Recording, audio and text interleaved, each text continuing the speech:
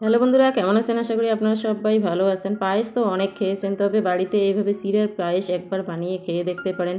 এই চিড়ের পায়েসটা খেতে বেশ ভালো লাগে, আর দেখতে যেমন সুন্দর খেতে তেমনই টেস্ট হয়। তো একবার হলেও ট্রাই করতে পারেন। আসসালামু আলাইকুম। এখানে একটা মিক্সি বোল নিয়েছি আর নিয়েছি এক বাটি চিড়ে। অবশ্যই কিন্তু মোটা চিড়েটা নিতে হবে। আর চিড়েতে দিয়ে দিলাম পানি, পানি দিয়ে ভালো করে ধুতে হবে। তো চিড়েতে অনেক নোংরা থাকে, আর পানিটা একদম নোংরা হয়ে যায়, একদম পরিষ্কার পানি বার করতে হবে। এইভাবে ধুয়ে নিয়ে পরিষ্কার পানি বার করে নিলাম। এখন চিড়েগুলোকে চিপে পানিটাকে বার করে নিয়ে একটা ঝানির মধ্যে রেখে দিতে হবে। এখানে এইভাবে চিড়েগুলো আমি একটা ঝানির মধ্যে রেখে দিয়ে দিলাম, আর দিয়ে দেবো ঘি। ঘি দিয়ে এটাকে মেখে এক সাইডে রেখে দেবো। তো ঘি দিয়ে মাখলে এটা একসঙ্গে লেগে থাকবে না, ঝরঝরে হয়ে যাবে, সেই জন্য ঘিটা দেওয়া। এখন ঘিটা দিয়ে এভাবে হাত দিয়ে মেখে নিয়ে এক সাইডে রেখে দিলাম। এদিকে একটা ফ্রাই প্যান বসিয়ে দিয়েছি। ফ্রাই প্যানে দিয়ে দিলাম 2 চামচের মতো ঘি। ঘি দেওয়ার পরে এখন ঘিটা গরম হয়ে গেছে। এখানে দিয়ে দিলাম সামান্য কিশমিশ আর দিয়ে দিলাম কাজু বাদাম।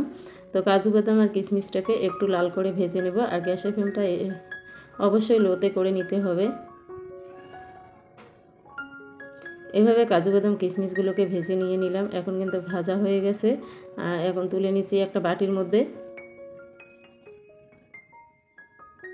কাজু বাদাম কিশমিশটা তুলে নেওয়া হয়েও গেল। আর এখানে গরম ঘিয়ের মধ্যে 2 বাটি আমি দিয়ে দেব দুধ। আর যেই বাটি দিয়ে আমি চিড়ে নিয়েছি সেই বাটি দিয়েই 2 বাটি দুধ দিয়ে দিলাম।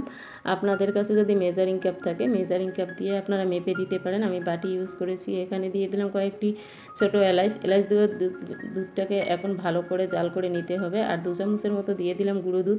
গুঁড়ো দুধটাকে ভালো করে মিশিয়ে নিয়ে এখন দুধগুলোকে ভালো করে জাল করে ফুটিয়ে নিতে হবে।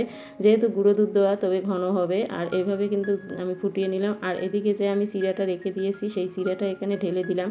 দেওয়ার পরে এখন চিড়া দুধের সঙ্গে মিক্সড করে চিড়াটাকে একটু সিদ্ধ করে নিতে হবে। তো এভাবে আমি দেখো সেদ্ধ করে নিয়ে নিলাম।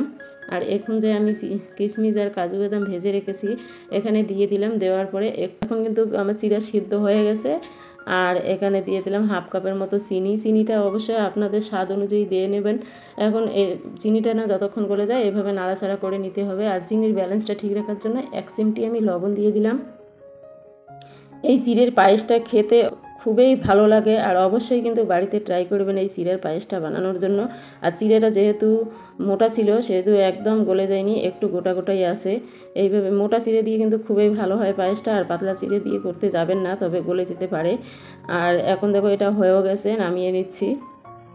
একটা প্লেটের মধ্যে নামিয়ে নিলাম চিড়ের পায়েসটা।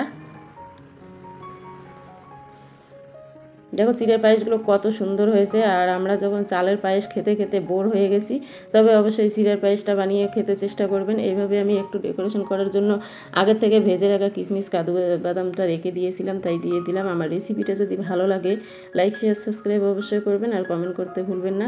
ফেসবুক পেজ থেকে দেখলে পেজটাকে অবশ্যই ফলো করে দেবেন। আর উপর থেকে কিছুটা পেস্তা আমি গ্রেট করে দিয়ে দিলাম।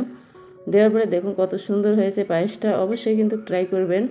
আর পুরো ভিডিওটা ওয়াচ করার জন্য আপনাদেরকে অসংখ্য অসংখ্য ধন্যবাদ। আজকের মতো এ পর্যন্ত। Thank you.